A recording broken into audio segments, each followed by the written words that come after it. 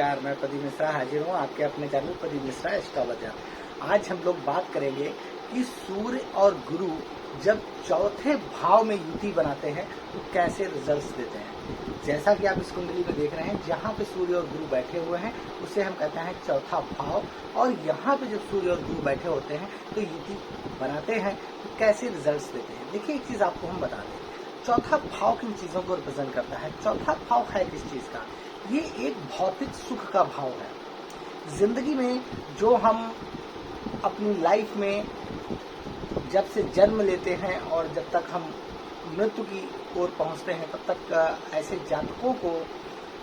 जिनकी युति होती है चतुर्थ भाव में, तो वो अपनी जिंदगी में कैसे सुख भोगते हैं, इन चीज़ों को हम इस भाव से रिप्रेजेंट करते हैं कि जो भौतिक सुख हम लोग ग्रहण करते हैं वो कैसे हम लोग भोगते हैं। अब सूर्य और गुरु जब चौथे भाव में बैठे होते हैं तो चौथा भाव जो क्या है कि लग्जरियस जीवन का है, माँ का भी कब कहते हैं, इसे माँ का घर भी कहा जाता है। लेकिन सूर्य और गुरु जब वहाँ पे बैठते हैं तो वो रिजल्ट्स कैसे देते हैं। देखिए, सूर्य और गुरु का केंद्रस्थ होना एक बहुत ही अच्छी चीज़ मानी जाती है, क्योंकि सूर्य और गुरु जब केंद्र में होते हैं तो इन्हें केंद्र में होने का देखिए एक अच्छे से रिजल्ट्स मिलते हैं। और जिंदगी में केंद्र में सूर्य और गुरु होने से, देखिए सूर्य यहाँ पे जब चतुर्थ भाव में बैठे होते हैं तो एक चीज आपको हम बता दें कि ऐसे जो चीजें होती हैं कि सूर्य जब चतुर्थ भाव में होते हैं तो ऐसे जातक जिंदगी में एक मान सम्मान पद ग्रहण करते हैं, और जीवन में अगर वो कभी भी अर्श पे भी रहे हों, फर्श पे भी रहे हों, तो ये मान के चलिए जमीनी स्तर पे भी रहे हों, तो अपने जीवन काल में वो एक आसमान की ऊंचाइयों पे छूते हैं। उनके पास धन दौलत वैभव की कमी नहीं होती, और ऐसे जातक जो होते हैं माँ का सम्मान बहुत करते हैं। लेकिन एक चीज़ और बता दें, ऐसे जातकों को कभी कभी ये भी देखा जाता है कि ऐसे जातक अपनी माँ से दूर किन्हीं भी कारणों से हो सकते हैं। जैसे या तो वो शिक्षा के समय दूर हो गए, शिक्षा के बाद उनकी जॉब अच्छी बाहर लग गई, या कोई बाहर बिजनेस करने लगे, जिसके कारण ऐसे जातक जो होते हैं वो जिंदगी में कहीं ना कहीं एक दूर बने रहते हैं,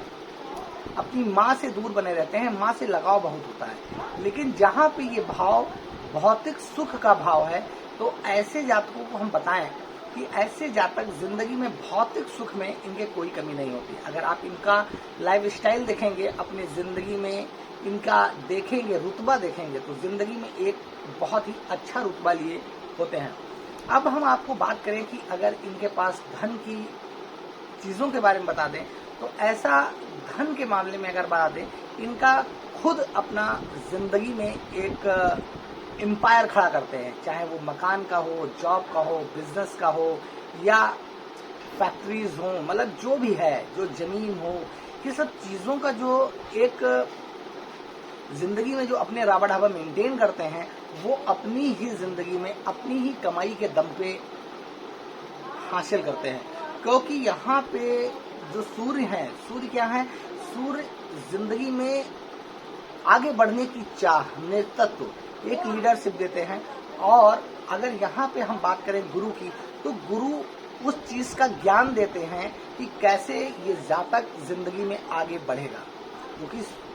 गुरु केंद्र में बैठे हुए हैं, सूर्य भी केंद्र में बैठे हुए हैं। अब यहाँ पे एक चीज और रिप्रेजेंट, एक चीज और डिपेंड करती है कि आपको ये भी देखना है कि सूर्य और गुरु की जो युति बन रही है वो किस राशि में बन रही है। भाव तो चतुर्थ भाव है, लेकिन किस राशि में बैठे हुए हैं। देखिए, अगर सूर्य उच्चस्थ है, जैसे अगर मान लिया सूर्य उच्च किस राशि में होते हैं, मेष में होते हैं, और गुरु उच्च के किस में होते हैं, वो कर्क राशि में होते हैं। तो ये आपको देखना है कि सूर्य कहीं ऐसा तो नहीं मेष में बैठे हुए हैं। अगर मेष में उच्च के बैठे हुए हैं तो ऐसे जातक बहुत ज्यादा ऊंचाइयां छूते हैं। ये मान के चलिए, ऐसे जातक जिंदगी में एक ऐसी ऊंचाई हासिल करते हैं जिसको लोग देखते हैं और उसको लोग जानते हैं। क्योंकि हम भी अपनी जिंदगी में देखते हैं कि बहुत सारे लोग इतनी ऊंचाइयों पे होते हैं। कभी कभी हम लोग अपने समाज में भी देखते हैं कि जातक जब एक पढ़ाई के स्तर पे था, पढ़ाई पीरियड पे था, तब वो जातक बहुत ही वीक था, मतलब उसके पास धन का उतना संचय नहीं था। आज की डेट में उसके पास देखते हैं तो उसके पास धन भी है, और उसे हम एक अच्छे कैडर पे, एक ऊंचाई के औहदे पे उसको हम गिनते हैं। तो इसलिए इस चीज को देखना बहुत जरूरी होता है कि जो चतुर्थ भाव में अगर युति बन रही है गुरु और सूर्य की, तो किस राशि में बन रही है। अब यहाँ पे एक चीज आपको और भी देखनी है कि ऐसे जातक जिनकी युति बन रही है, कोई ऐसा तो नहीं कि शनि की दृष्टि पड़ रही हो सूर्य के ऊपर या किसी और निगेटिव ग्रह की दृष्टि पड़ रही है, तो कहीं ना कहीं उस फल में, उस चीजों में थोड़ा सा अंतर जरूर आएगा, क्योंकि जब दृष्टि पड़ेगी, क्योंकि अगर निगेटिव दृष्टि होगी तो वहां पे इफेक्ट जरूर पड़ेगा। अब देखिए यहाँ पे एक चीज और आपको बता दें कि अभी मैंने सूर्य उच्च की बात की, अगर यहाँ पे सूर्य तुला राशि में बैठे हों, नीच के हो जाए, या गुरु मकर राशि में बैठे हों तब नीच के हो जाए, तो कहने का मतलब है कहीं ना कहीं अगर कोई प्लैनेट यहाँ पे नीच का आता है और सूर्य की वो मित्र राशि नहीं है, तो कंडीशंस यहाँ पे फिर कुछ चेंज होंगी, तब वहां पे प्रभाव कम होगा युति का, क्योंकि युति के प्रभाव को भी हम बल देखना चाहते हैं। और एक चीज और हम ये भी देखना चाहेंगे वहां पे कि ऐसा तो नहीं है जो युति बन रही है उस युति में बलाबल कितना है, कि जो ग्रहों की डिग्री है, सूर्य या गुरु की जो डिग्री है, उस डिग्री में किस डिग्री पे सूर्य और गुरु बैठे हुए हैं। क्योंकि डिग्री में भी मजबूती होना, जो भी व्यक्ति, जैसे मान लें कि एक यंग व्यक्ति हो और एक ओल्ड व्यक्ति हो, तो उस पर ताकत किस में ज्यादा होगी, जो यंग व्यक्ति होगा उसमें ताकत ज्यादा होगी। तो इसलिए इस चीज को भी देखना बहुत जरूरी है कि जो प्लैनेट्स बैठे हुए हैं उनके अंदर शक्ति कितनी है, क्योंकि जितनी ज्यादा शक्ति होगी उस हिसाब से प्लैनेट्स अपना इफेक्ट देंगे। अब यहाँ पे अगर हम बात करें कि अगर यहाँ पे युति जो बन रही है लेकिन उसमें निगेटिव नकारात्मकता है,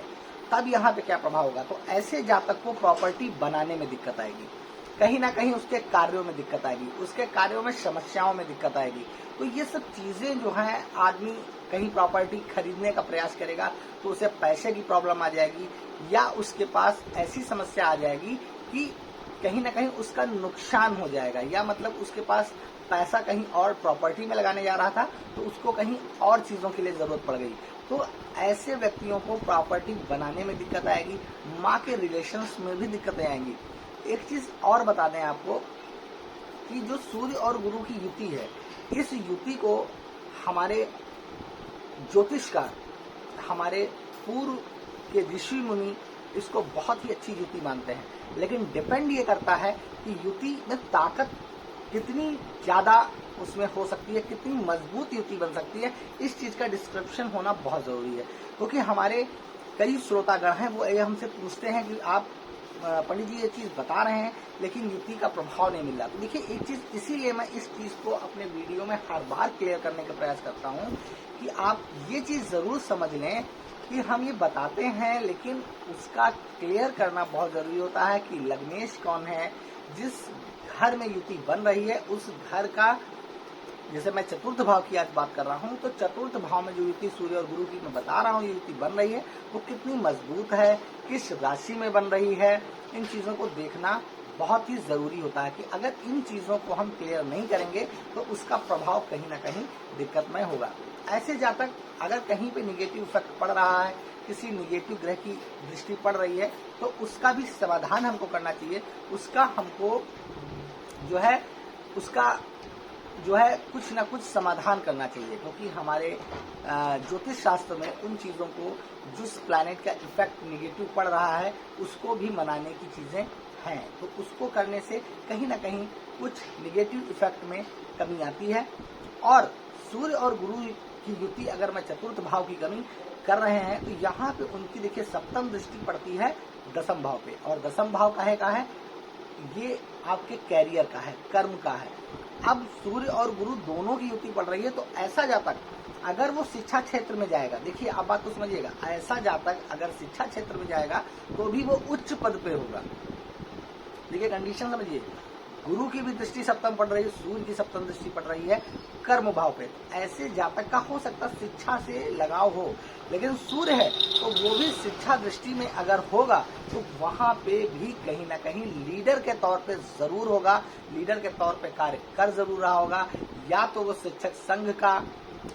संघ का अध्यक्ष होगा, या वो प्रिंसिपल होगा, वो होगा उच्च पद पे और लोगों के बीच उसका मान सम्मान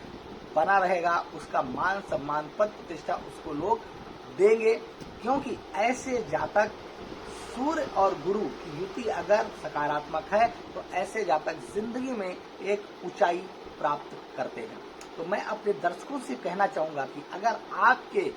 कुंडली में ऐसी युति बन रही है और आपको वो फल नहीं मिल रहे हैं तो आप हमसे कमेंट करके पूछ सकते हैं, मैं उसको जरूर बताने का कष्ट करूंगा, क्योंकि ऐसे जातक मेरे पास कई जातकों ने फोन भी किए हैं और कई जातकों ने मुझे मैसेजेस भी किए हैं, तो उनका भी मैं आंसर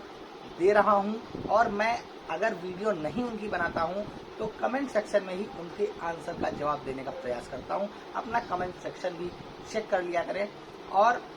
मेरा वीडियो आज के लिए यहाँ पे बस इतना ही। और आप लोगों का अगर मुझे प्रेम यूं ही मिलता रहेगा तो मैं वीडियो इससे और ज्ञानवर्धक बनाने का प्रयास करूंगा। लेकिन मैं अपने दर्शकों से ये भी कहता हूं कि अगर आपको कोई समस्या है तो आप हमसे उसको कमेंट सेक्शन में पूछ सकते हैं, मैं ज़रूर बताने का प्रयास करता हूं।